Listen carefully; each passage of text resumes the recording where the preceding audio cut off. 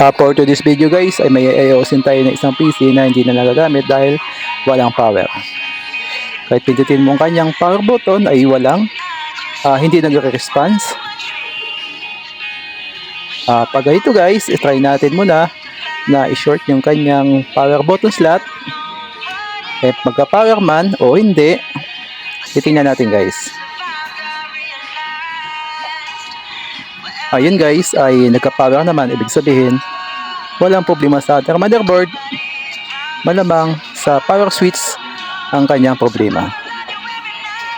Kaya ang gagawin natin dito guys ay babaklasin natin ang ating power switch at siguro lagyan mo natin ng langis para bumalik ang kanyang connection. Ito guys ay binabaklas natin. Ito yung kanyang power switch guys.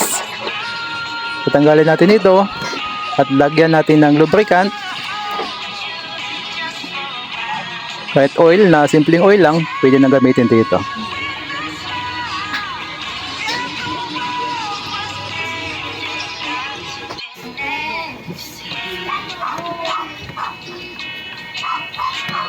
Ito guys, ay babaklasin natin kasi nakatornilyo lang naman ito.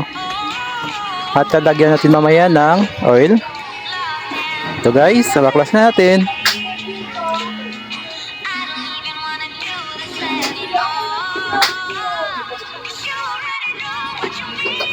At ito guys, ay may nakita tayong langis. At ito yung gagamitin natin dito. Siguro guys ay nag-lose connection na ito sa loob kaya minsan hindi siya nagana.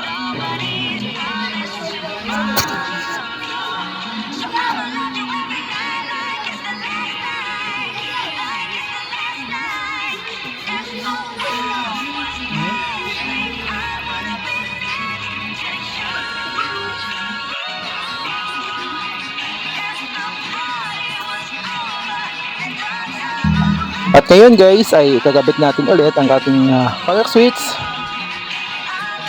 At para masubukan na rin pag epektibo ang ating ginawa. So guys, ibabalik na natin kanyang takip.